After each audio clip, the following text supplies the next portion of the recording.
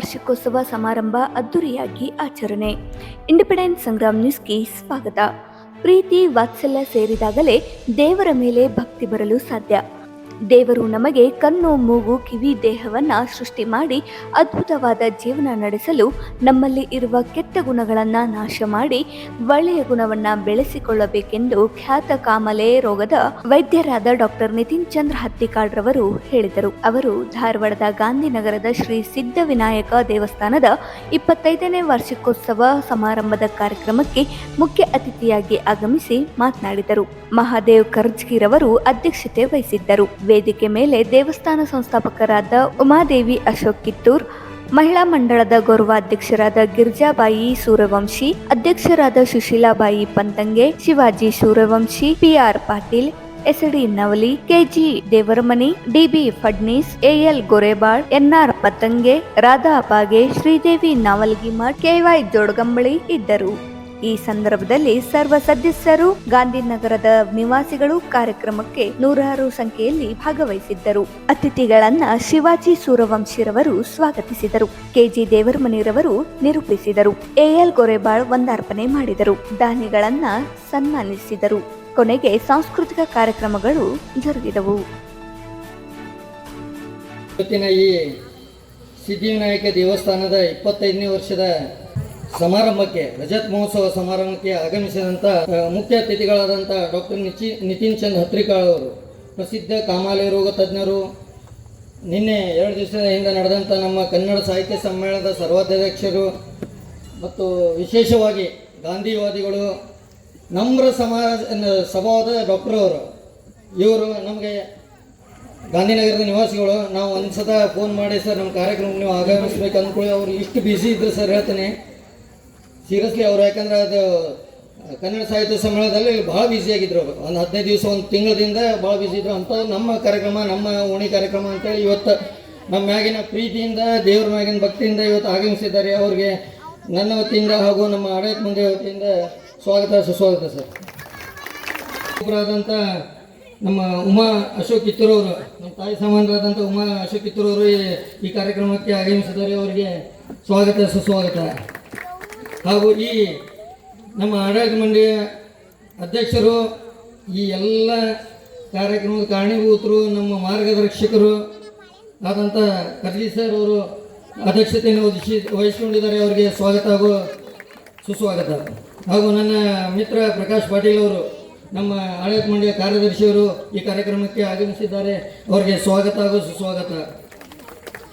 ಹಾಗೂ ನಮ್ಮ ಆಡಳಿತ ಮಂಡಳಿಯ ಅಗದಿ ಆಕ್ಟಿವ್ ಸದಸ್ಯರಾದಂಥ ನವಲಿ ಸರ್ ಅವರು, ಸಹ ಕಾರ್ಯದರ್ಶಿ ನವಲಿ ಸರ್ ಅವರು ಕಾರ್ಯಕ್ರಮಕ್ಕೆ ಆಗಮಿಸಿದ್ದಾರೆ. ಅವರಿಗೆ ಸ್ವಾಗತ ಹಾಗೂ ಸುಸ್ವಾಗತ.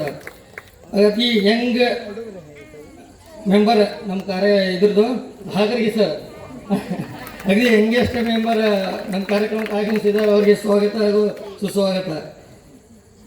ಫಡ್ನೀಸ್ ಸರ್, ನಮ್ಮ ಮಹಾರಾಷ್ಟ್ರರು, ನಮ್ಮ ಟಾಟಾ ಸಾಮಾನ್ ಅವರು ಈ ಕಾರ್ಯಕ್ರಮಕ್ಕೆ ಆಗಮಿಸಿದ್ದಾರೆ. ಅವರಿಗೆ ಸ್ವಾಗತ, ಸುಸ್ವಾಗತ. ಗುರುಗಳ ಸಮಾನರಾದಂಥ ಗೋರೆಬಾಳ್ ಸರ್ ಅವರು ಕಾರ್ಯಕ್ರಮಕ್ಕೆ ಆಗಮಿಸಿದ್ದಾರೆ. ಅವರಿಗೆ ನನ್ನ ವತಿಯಿಂದ ಹಾಗೂ ಮಂಡಳ ವತಿಯಿಂದ ಸ್ವಾಗತ ಹಾಗೂ ಸುಸ್ವಾಗತ. ನಮ್ಮ ಹಿರಿಯ ಅಣ್ಣ ಆದಂಥ ನಿತಿನ್ ಪತಂಗಿ ಸರ್ ಅವರು ಕಾರ್ಯಕ್ರಮಕ್ಕೆ ಆಗಮಿಸಿದ್ದಾರೆ. ಅವರಿಗೂ ಸ್ವಾಗತ ಹಾಗೂ ಸುಸ್ವಾಗತ. ಹಾಗೂ ಈ ನಮ್ಮ ಆಡಳಿತ ಮಂಡಳಿಯ ಖಜಾಂಚಿ ಆದಂಥ, ನಮ್ಮ ಎಲ್ಲರ ಗುರುಗಳು ಆದಂಥ, ಹಿರಿಯರಾದಂಥ, ಮಾರ್ಗದರ್ಶಿ ಆದಂಥ ಕೆಜಿ ದೇವರಮನಿ ಸರ್ ಅವರು ಕಾರ್ಯಕ್ರಮಕ್ಕೆ ಆಗಮಿಸಿದ್ದಾರೆ. ಅವರು ಸ್ವಾಗತ ಹಾಗೂ ಸುಸ್ವಾಗತ.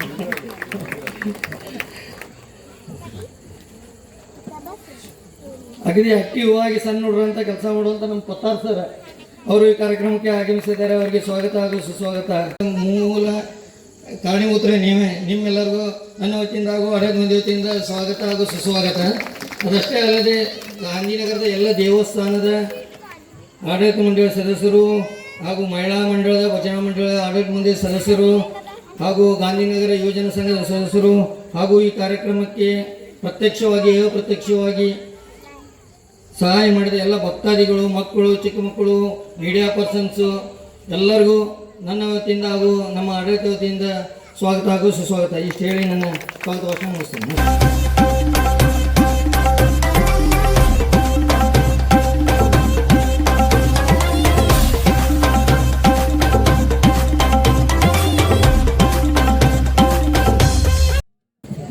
ತಿಳಿದೇವೆ, ಮೊಟ್ಟ ಮೊದಲು ಗಣಪತಿಯನ್ನ, ಗಣೇಶನನ್ನ, ವಿನಾಯಕನನ್ನ ನಾವು ನೆನೆಯಬೇಕು ಅಂತ ಹೇಳಿ. ಅದೇ ರೀತಿ ಒಂದು ಹಾಡಿನ ಮುಖಾಂತರ ನಾನು ಸಿದ್ಧಿವಿನಾಯಕನನ್ನು ನೆನೆಯಬೇಕು ಅಂತ ಅನ್ಕೊಳ್ತಾ ಇದ್ದೇನೆ. ಗಜಮುಖನೇ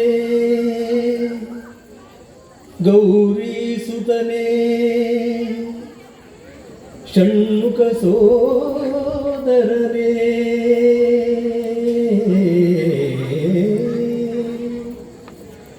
ರಜತಗಿರಿ ಒಡೆಯನ ಕುಮಾರನೇ ರಜತಗಿರಿ ಒಡೆಯನ ಕುಮಾರನೇ ವಿಜಯ ವಿನಾಯಕನೇ ವಿಜಯ ವಿನಾಯಕನೇ ಗಜಮುಖನೇ ಕರುಣಾ ಸಾಗರನೇ ವಿಜಯ ವಿನಾಯಕನೇ ಗಜಮುಖನೇ ಕರುಣಾ ಸಾಗರನೇ ಹರಿಹರ ಬ್ರಹ್ಮರು ಅನವರತ ಭಜಿಸುವ ಹರಿಹರ ಬ್ರಹ್ಮರು ಅನವರತ ಭಜಿಸುವ ಮೂಜಗದೊಡೆಯ ಗಣೇಶನೇ ಮೂಜಗದೊಡೆಯ ಗಣೇಶನೇ ವಿಜಯ ವಿನಾಯಕನೇ.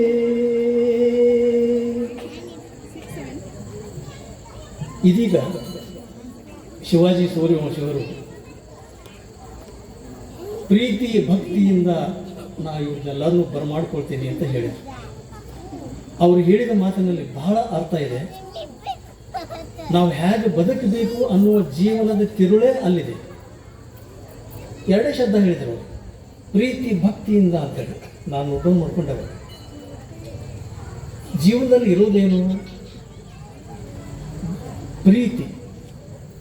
ಪ್ರೀತಿ ತಾಯಿ ಮಗುವಿನ ಪ್ರೀತಿ, ತಂದೆ ಮಗನ ಪ್ರೀತಿ, ತಂದೆ ಮಗಳ ಪ್ರೀತಿ, ಸಹೋದರನ ಪ್ರೀತಿ, ಸಹೋದರಿಯ ಪ್ರೀತಿ, ಇವಕ್ಕೆಲ್ಲಕ್ಕೂ ಬೇರೆ ಬೇರೆ ಶಬ್ದ ಇವೆ, ನಿಮಗೆಲ್ಲರಿಗೂ ಗೊತ್ತು. ವಾತ್ಸಲ್ಯ, ಪ್ರೀತಿ, ಪ್ರೇಮ, ಹೀಗೆ ಅದರ ಮುಖ್ಯವಾದ ಶಬ್ದವೇ ಪ್ರೀತಿ. ಈ ಅತ್ಯಂತ ಆಂತರಿಕವಾದ ಉತ್ಕಟವಾದ ಪ್ರೀತಿ ಯಾವಾಗ ಆ ದೇವರಲ್ಲಿರ್ತದೋ ಅದೇ ಭಕ್ತಿ. ಭಕ್ತಿ ಅಂದರೆ ಬೇರೆ ಏನಿಲ್ಲ, ಉತ್ಕಟವಾದ ಅತ್ಯಂತ ಪವಿತ್ರವಾದ ದೇವರ ಮೇಲಿನ ಆ ಪ್ರೀತಿನೇ ಭಕ್ತಿ ಅಂತ ನಾವು ಹೇಳ್ಬೋದು. ಇವತ್ತಿನ ದಿವಸ ಇಲ್ಲಿ ಅನೇಕ ಹಿರಿಯರು ಎಲ್ಲರೂ ಕೂಡಿ ಈ ಭಕ್ತಿಯ ರಸದೌತಣವನ್ನು ಇಲ್ಲಿ ಸೇರಿದಂತೆ ನೀರೆಲ್ಲರಿಗೂ ಅವರು ಉಣಿಸಬೇಕು ಅಂತ ಮಾಡಿದ್ದಾರೆ. ಹಾಗಾದರೆ ಯಾವುದೋ ಒಂದು ಕಾರ್ಯಕ್ರಮವನ್ನು ಯಾಕೆ ಮಾಡಬೇಕು? ಅದರ ಔಚಿತ್ಯ ಏನು? ಹಾಗೆ ಬಂದು ಗುಡಿಗೆ ನಮಸ್ಕಾರ ಮಾಡಿ ಹಿಂಗೆ ಪ್ರಸಾದ ತೊಗೊಂಡು ಹೋಗ್ಬೋದಲ್ಲ. ಯಾಕೆಲ್ಲರೂ ಸೇರಿಸಬೇಕು? ಯಾಕೆಲ್ಲರೂ ಮಾತಾಡಬೇಕು? ಯಾಕೆ ಒಬ್ಬರು ಅತಿಥಿಗಳು ಅಂತ ಕರಿಬೇಕು? ಅದಕ್ಕೊಂದು ಔಚಿತ್ಯ ಇದೆ. ಅಧ್ಯಕ್ಷರಾಗಲಿ, ಇನ್ನೊಬ್ಬರಾಗಲಿ, ಒಬ್ಬ ತಾಯಂದಿರಾಗಲಿ ಯಾರೋ ಮಾತಾಡಿದಂತಹ ಆ ಭಾಷಣದಲ್ಲಿ ಒಂದು ವಾಕ್ಯ ಅಥವಾ ನಮಗೆ ಇಲ್ಲಿ ಮಾತಾಡ್ತಾ ಇರಬೇಕಾದ್ರೆ ಸಿಕ್ಕಂತಹ ಒಂದು ಜ್ಞಾನದ ಮಾತು ಅಥವಾ ಒಂದು ಹಾಡಿನ ಒಂದು ಭಾಗ ನಮಗೆ ಜೀವನದಲ್ಲಿ ಅಮೂಲ್ಯವಾದ ಪರಿವರ್ತನೆಯನ್ನು ತರಬಲ್ಲದು ಅಂತ ಹೇಳಿ ನನಗನ್ನಿಸ್ತದೆ. ನಾನು ವೈಯಕ್ತಿಕವಾಗಿ ಇದನ್ನು ಕಂಡುಕೊಂಡೀನಿ. ನಾ ಕನ್ನಡ ಶಾಲೆಯೊಳಗೆ, ಪ್ರಾಥಮಿಕ ಶಾಲೆಯೊಳಗೆ ಓದಬೇಕಾದ್ರಿಂದ ನಮಗೆ ನೆನಪೈತಿ. ನಾ 6ನೇ ಇದ್ದಾಗ ಸ್ಕೂಲ್ಗೆ ಯಾವ ಇನ್ಸ್ಪೆಕ್ಟರ್ ಬಂದಿದ್ದರು, ಅವ್ರು ಏನು ಮಾತಾಡಿದರು ಅನ್ನುವಂಥದ್ದು ಇವತ್ತಿಗೂ ಒಂದೆರಡು ವಾಕ್ಯಗಳು ನನಗೆ ನೆನಪಿವೆ.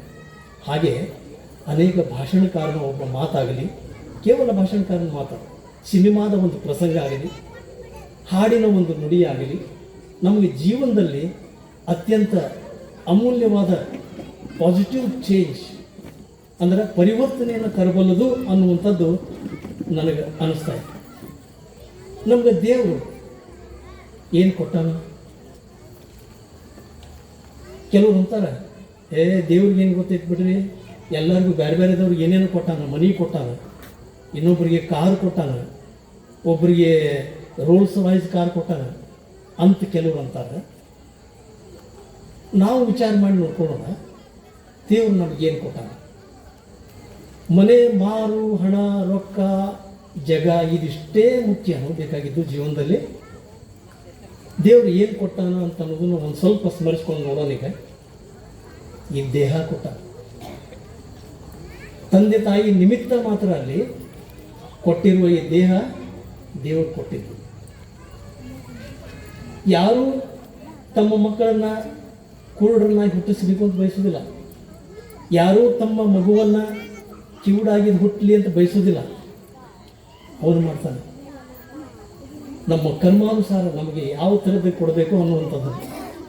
ಇವತ್ತು ಅತ್ಯಂತ ಬಂಧುರವಾದಂತಹ, ಗಟ್ಟಿಮುಟ್ಟಾದಂತಹ, ಸುದೃಢವಾದಂತಹ ಈ ದೇಹವನ್ನು ಆ ದೇವರು ನಮಗೆ ಕೊಟ್ಟಾನ ಅನ್ನುವಂಥದ್ದು ದೊಡ್ಡದು. ಯಾವ ಆಸ್ತಿಗಿಂತಲೂ ಅತ್ಯಂತ ದೊಡ್ಡದು.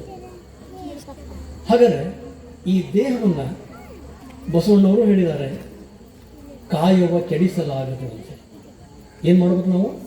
ದೇವರು ಕೊಟ್ಟಂಥ ಈ ದೇಹವನ್ನು ಕಾಯ್ಕೋಬೇಕು, ಆರೋಗ್ಯವಂತನಾಗಿಟ್ಕೋಬೇಕು. ಇದು ಕೇವಲ ವೈದ್ಯನಾಗಿ ನಾನೊಬ್ಬನ ಹೇಳ್ತಾ ಇಲ್ಲ. ಯಾರಾದರೂ ಜ್ಞಾನಿಗಳು, ಅನುಭಾವಿಗಳು, ಶರಣರು ಹೇಳುವಂಥ ಮಾತೆ ಕಾಯವ ಕೆಡಿಸಲಾಗದು. ಇದು ದೇಹವನ್ನು ನಾವು ಕಾಪಾಡಿಕೊಳ್ಳಬೇಕು, ಆರೋಗ್ಯದಿಂದ ಇಟ್ಕೊಳ್ಬೇಕು ಅನ್ನುವಂಥ. ಕೇವಲ ದೇಹವನ್ನಷ್ಟೇ ಅವನು ಕೊಡಲಿಲ್ಲ, ಅದರ ಜೊತೆಗೆ ಇನ್ನೊಂದು ಕೊಟ್ಟ. ನಿಮ್ಗೆಲ್ಲರಿಗೂ ಗೊತ್ತಿದೆ, ಮನಸ್ಸು. ನಾವು ವೈದ್ಯಕೀಯದಲ್ಲಿ ಹೇಳ್ತೇವೆ ಸೈಕೋಸೊಮ್ಯಾಟಿಕ್ ಅಂತ. ಅಂದರೆ ಮನಸ್ಸಿನಿಂದನೇ ಈ ದೇಹ. ಸೈಕೋಸೊಮ್ಯಾಟಿಕ್. ಈ ಮನಸ್ಸು ಎಲ್ಲಿ ತಿಂದರೆ ನಾವು ಎಷ್ಟು ಡಿಸೆಕ್ಟ್ ಮಾಡಿ ನೋಡಿದ್ರು ಸಹಿತ ಬ್ರೇನ್ ಅನ್ನೋದು ಕಾಣ್ತತಿ, ಬ್ರೇನ್ ಪಾರ್ಟ್ಸ್ ಕಾಣ್ತಾವ, ಬಾಡಿ. ಮತ್ತೆ ಎಲ್ಲಿ ತಿಂದರೆ ಮನಸ್ಸು? ಕೇವಲ ಅದನ್ನು ಅನುಭವಿಸಬೇಕೇ ಹೊರತು ಅದನ್ನು ಫಿಸಿಕಲಿ ನೋಡ್ತೀನಿ ಅಂತ ಸಾಧ್ಯ ಇಲ್ಲ. ಆದರೆ ಅಷ್ಟೇ ಮುಖ್ಯವಾದಂಥ, ದೇಹದಷ್ಟೇ ಮುಖ್ಯವಾದದ್ದು ಈ ಮನಸ್ಸು. ಮುಪ್ಪಿನ ಷಡಕ್ಷರಿಗಳು ಹೇಳಿದ್ದಾರೆ. ಮುಪ್ಪಿನ ಷಡಕ್ಷರಿಗಳು ನೀವೆಲ್ಲ ಕೇಳಿದಿರಿ. ಬಿಡು ಬಾಹ್ಯದೊಳು ಡಂಬವ ಅಂದರೆ ಜನರೇನು ಬಲ್ಲರು ಒಳಗಾಗ ಕೃತ್ಯವ, ಬಿಡು ಬಾಹ್ಯದೊಳು ಡಂಬವ ಅಂದ್ರೆ ಈ ಬಾಹ್ಯ ಜಗತ್ತಿನಲ್ಲಿ, ನಮ್ಮ ದೈನಂದಿನ ಈ ಬಾಹ್ಯ ಜಗತ್ತಿನಲ್ಲಿ ನಾನು ತೋರಿಕೆಯ ಪ್ರೀತಿಯಾಗಲಿ, ತೋರಿಕೆಯ ಒಣ ಜಂಬವಾಗಲಿ, ಡಂಬ ಇದು ಬೇಡ. ಹಾಗಾದ್ರೆ ಏನು ಮಾಡ್ಬೇಕು ನಾವು? ನಿಜವಾಗಿಯೂ ನಮ್ಮ ಮನಸ್ಸಿನ ಆಂತರ್ಯದಲ್ಲಿ ಆ ದೇವರ ಸಿದ್ಧಿ ವಿನಾಯಕನ ಒಲುಮೆಯನ್ನು ಪಡೆಯಲಿಕ್ಕೆ ನಾವು ಪ್ರಯತ್ನ ಮಾಡಬೇಕು. ಇವತ್ತಿನ ಕಾರ್ಯಕ್ರಮದ ತಿರುಳೇ ಅದು. ಪೂಜೆ ಅಂತಂದ್ರೆ ಏನಂಗಾರ? ಏನು ನಾವು ಕುಂಕುಮ ಹಚ್ಚಿ, ಗಂಟೆ ಬಾರಿಸಿ, ಊದಿನ ಕಡ್ಡಿ ಬೆಳಗಿ ಮಾಡುವಂಥ ತಾಂತ್ರಿಕ ಕ್ರಿಯೆ ಅಷ್ಟೇ ಪೂಜೆ ಏನು ಅಲ್ಲ. ಬಿದ್ದವರನ್ನು ಎತ್ತುವಂಥದ್ದು ಪೂಜೆ. ಹಸ್ಕೊಂಡೊಬ್ಬ ಬರ್ತಾನೆ ನಮ್ಮ ಮನೆಗೆ, ಒಂದು ರೊಟ್ಟಿ ಐತೆ ಅಂದ್ರೆ ಅರ್ಧ ರೊಟ್ಟಿ ಅವನು ಕೊಟ್ಟು ಅರ್ಧ ನಾ ತಿನ್ನುವಂಥದ್ದು ಪೂಜೆ. ಒಬ್ಬ ಜ್ಞಾನ ಪಿಪಾಸು, ನನಗೇನೋ ತಿಳಿವಲ್ದ್ರಿ ಅಂತ ಹೇಳಿ ಬರ್ತಾನೆ, ಜೀವನದಲ್ಲಾಗಲಿ ವಿದ್ಯಾರ್ಥಿಯಾಗಿರಲಿ, ಅವಾಗ ಜ್ಞಾನವನ್ನು ನಾವು ಕೊಡುವಂಥದ್ದು ನಿಜವಾದ ಪೂಜೆ. ಅಷ್ಟೇ ಏಕೆ, ನಮ್ಮಲ್ಲಿ ಇರುವಂತಹ ಧನವನ್ನು ಭಕ್ತಿ ಕಾರ್ಯಗಳಿಗೆ ವ್ಯಯಿಸುವಂಥದ್ದು ನಿಜವಾದ ಪೂಜೆ. ಇಂತಹ ಪೂಜೆಗೆ ಇವತ್ತಿನ ದಿವಸ ಅಣಿಗೊಳಿಸಿದ್ದಾರೆ. ಅದಕ್ಕೆ ನಾವೆಲ್ಲರೂ ನಮ್ಮ ಮನಸ್ಸನ್ನು ಶುದ್ಧವಾಗಿಟ್ಕೊಳ್ಳಿಕ್ಕೆ ಪ್ರಯತ್ನ ಮಾಡೋಣ.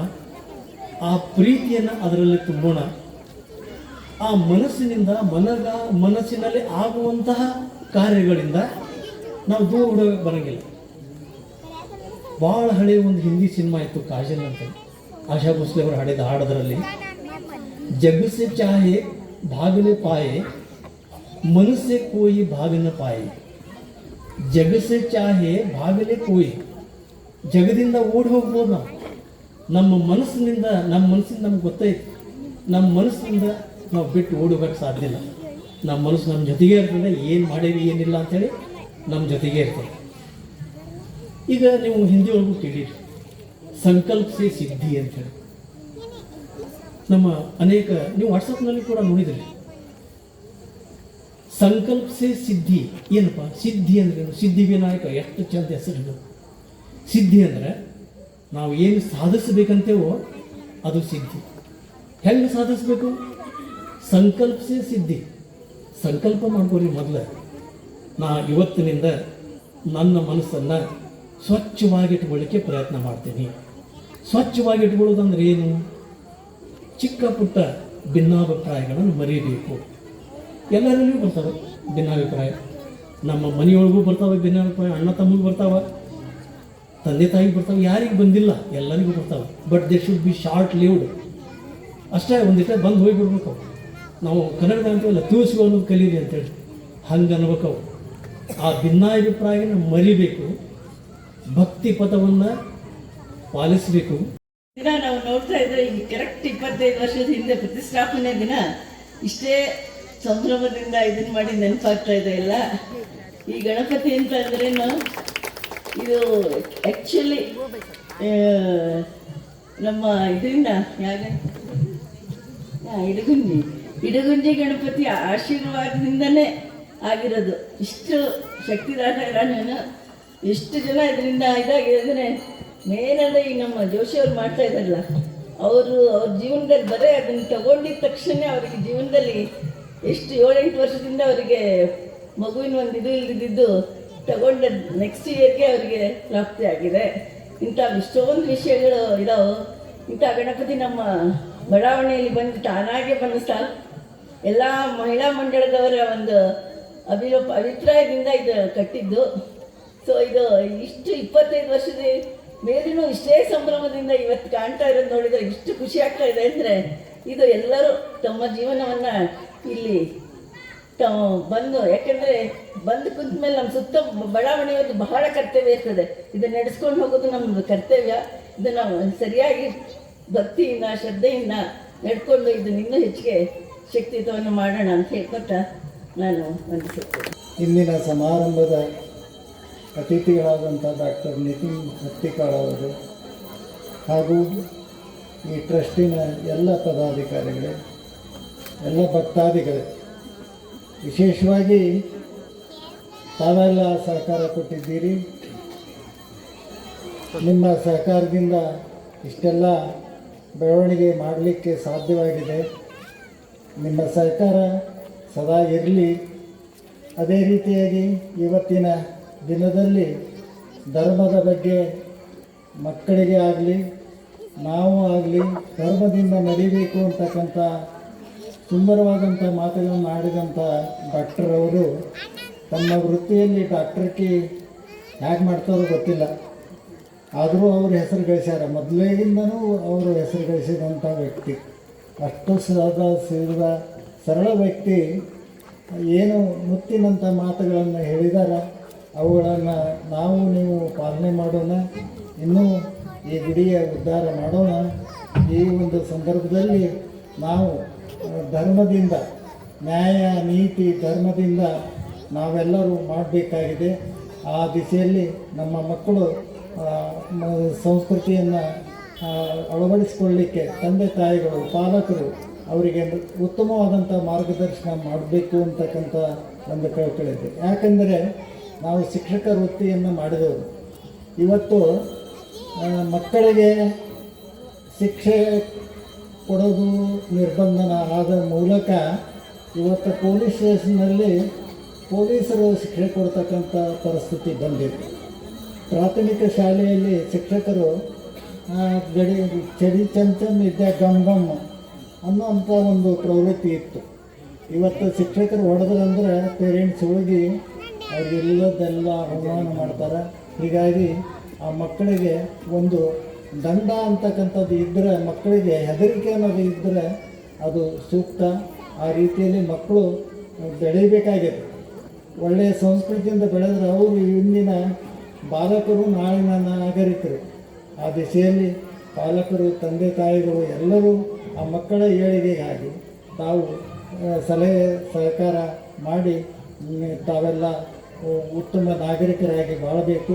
ವಿಶೇಷವಾಗಿ ಗಾಂಧಿನಗರ ನಮ್ಮ ಟ್ರಸ್ಟು ಇದನ್ನು ರಚಿಸಿಕೊಂಡು ನಾವು ಪ್ರಜಾಪ್ರಭುತ್ವ ರೀತಿಯಲ್ಲಿ ನಾವೆಲ್ಲ ಟ್ರಸ್ಟಿಗಳು ಪ್ರತಿ ತಿಂಗಳ ಮೀಟಿಂಗು, ವಾರ ಮೀಟಿಂಗು ಮಾಡಿ ಒಳ್ಳೆಯ ಸಲಹೆ ಸೂಚನೆಗಳನ್ನು ತೆಗೆದುಕೊಂಡು ಎಲ್ಲರ ಸರ್ವರ ಅಭಿಪ್ರಾಯವನ್ನು ತೆಗೆದುಕೊಂಡು ಈ ಕೆಲಸವನ್ನು ಮಾಡ್ತಾಯಿದ್ದೀವಿ. ಇಲ್ಲಿ ಯಾರೂ ಡೆಮೋಕ್ರಸಿ ಮಾಡ್ತಾ ಇಲ್ಲ. ಎಲ್ಲರೂ ಅವರ ಜವಾಬ್ದಾರಿ, ಅವರ ಕರ್ತವ್ಯವನ್ನು ಮಾಡ್ತಾ ಇದ್ದಾರೆ. ನನಗೆ ಖುಷಿ ಇದೆ.